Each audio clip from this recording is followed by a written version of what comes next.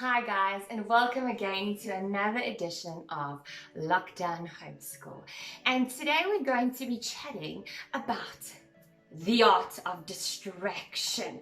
And before I start, I just want to mention I'm sitting on a yoga ball in case any of you think I'm moving around randomly. And I'm going to explain why I've done that in a moment. Now, I have received the same request from many different mommies, and that is the request of what do I do with my child who gets so distracted. Now, I'm someone that gets distracted myself, so I've come up with a range of techniques that I use not only for myself but for my own children. One of those techniques involves this yoga ball that I'm sitting on. Now, my son is Mr. I can't sit still, I fidget, fidget, fidget. And my daughter is the other side of the spectrum. She loves daydreaming, and she would get so stuck on a maths problem that you see, oh, we're up in the clouds. And so I've had to kind of deal with those two things and decide what is the best way to help them through their distractions. So the first thing that we're going to be looking at is the yoga ball. If you've got a child who really can't sit still, and in my case that would most definitely be my son, what you need to do is look at something that can keep them mobile.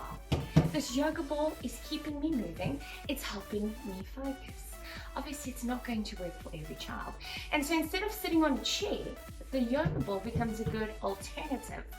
The second thing that I like to do with my son to help him is in the middle of an activity, when I see he starts getting fidgety, I give him a physical activity to quickly do to get his energy out. So I'll say, right, Dom, you are going to quickly go and do 30 jumping jacks. And he does those 30 jumping jacks. He comes back and he's like, yes, Mom, I'm ready to work. Or I'll say to him, run up the stairs as fast as you can, go give your dad a big fat smooch, and come back down the stairs and we'll carry on.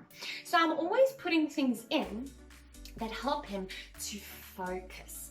And for a lot of children who are physical learners, they normally are very athletic children like my son, they need that particular item to help them move.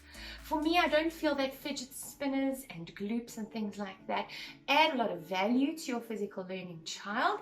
We've got so much gloop and so many elastic bands and so many fidget spinners in our house, but I find it turns into a toy more than anything else, and invariably you're stuck still with the same situation.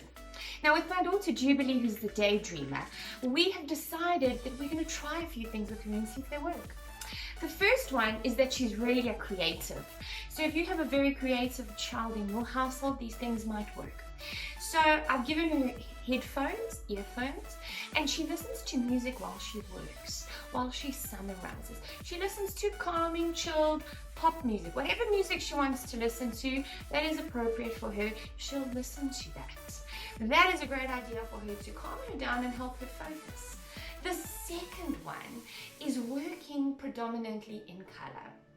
With her, I find if I make an activity that's normally very rigid and boring, colorful, and I free up some of the boundaries in the activity, for example in maths, she focuses that much better. Now, we've been trying these techniques over the last few weeks, and I can tell you with certainty that what started out very difficult at the beginning has gotten easier and easier. The other day, Jubes voluntarily did an hour and a half of maths because she was in the zone, she was listening to her music, and she was completely focused on what she was doing. With Dom, the same. He did maths for the same amount of time on Thursday because he was so engaged in all the physical aspects of maths that I was doing with him, and the fact that I was giving him an opportunity to get up and run. Please remember, it's unreasonable to expect any child to just sit at a desk for hours and hours on end. They need to be moving.